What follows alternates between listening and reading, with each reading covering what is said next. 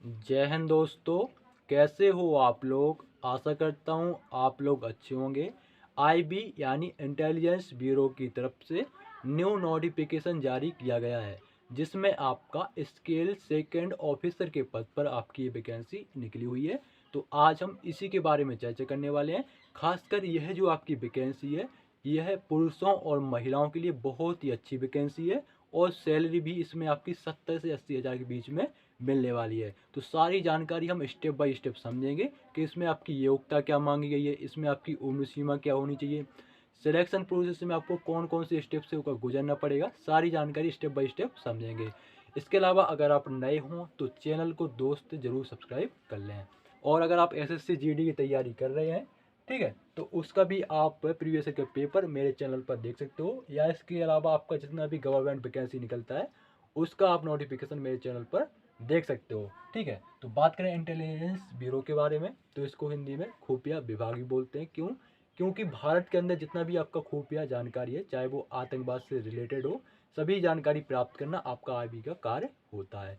ठीक है, और बात करें अब इसकी आवेदन डेट के बारे में, तो आपका 25 नवंबर से इसके लिए आवेदन होने वाले हैं।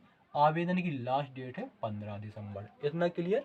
इसके अलावा पहले हम बात कर लेते हैं कौन से पद पर आपकी वैकेंसी निकली है। तो पद का नाम है असिस्टेंट सेंट्रल इंटेलिजेंस ऑफिसर। आपका ये ऑफिसर के पद पर वैकेंसी निकली हुई है, जैसे कि मैं आपको पहले ही बताया हूँ। ठीक है, बात करें उम्र के बारे में, तो इसमें उम्र आपकी 18 से 27 साल होना चाहिए। ठीक है, 18 से 27 साल महिला पुरुष दोनों के लिए। इसके अलावा अगर आप ओबीसी कैंडिडेट हो तो इसमें 3 साल की छूट, अगर आप एससी और एसटी कैंडिडेट हो तो इसमें आपको 5 साल की छूट दी जाएगी। ठीक है, इसके अलावा बात कर लेते हैं इसकी योग्यता के बारे में। तो योग्यता इसमें आपकी ग्रेजुएशन मांगी गई है, यानी आपके पास स्नातक में डिग्री होनी चाहिए। चाहे आपने बीए किया हो, चाहे बीएससी, चाहे बीकॉम किया हो, ठीक है, कुछ भी किया हो, केवल आप ग्रेजुएशन होने चाहिए। ये तो हो गई आपकी योग्यता। बात कर लेते हैं आपकी एप्लीकेशन फीस के बारे में। तो जर्नल ओबीसी ईडब्ल्यूएस को लगेंगे 450 रुपये, एससी एसटी और महिला उम्मीदवार को लगेंगे 100 रुपये।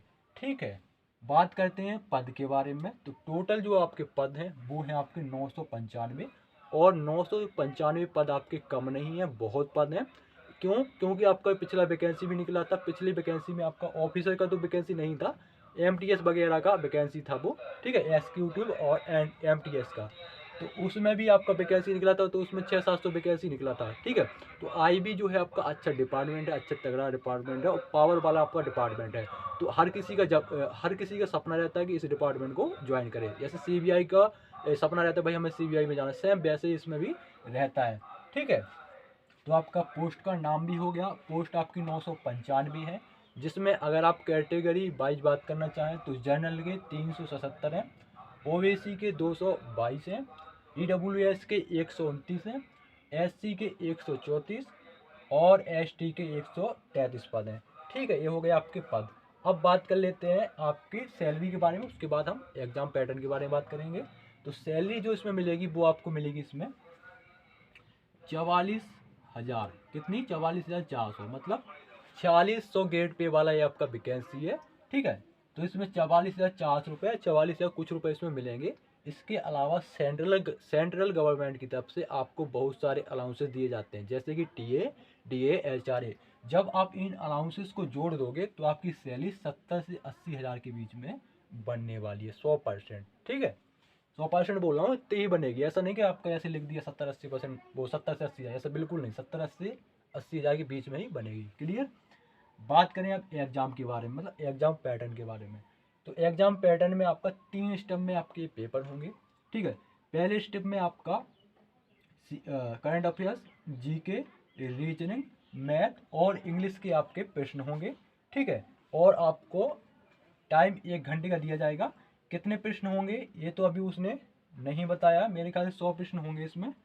ठीक है, 100 प्रश्न होंगे इसमें, 100 प्रश्न होंगे और टाइम दिया आपको 1 घंटे का। ठीक है, 100 प्रश्न है और टाइम मिलेगा आपको 1 घंटे का। और इसमें आपकी नेगेटिव मार्किंग भी है।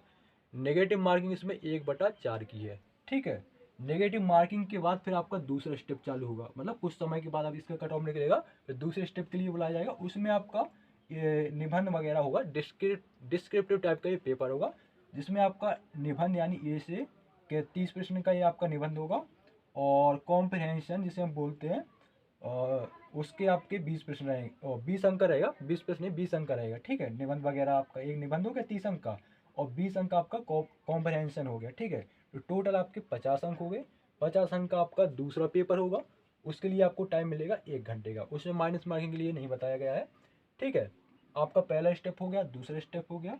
अब तीसरे स्टेप में आपका होगा इंटरव्यू, ठीक है। इंटरव्यू में भी आपका 100 अंक का ये इंटरव्यू होने वाला है। तो टोटल अंक कितने हो गए आपके? 100 अंक तो ये हो गए आपके फर्स्ट के, सेकंड के आपके 50 अंक, और थर्ड के आपके 100, यानी 250 अंक का आपका टोटली पेपर होने वाला है।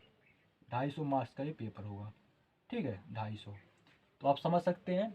और पेपर में देखो यार, पहले पेपर में क्या है कि आपका रीजनिंग, मैथ, इंग्लिश, जीके और सीए यानी करंट अफेयर।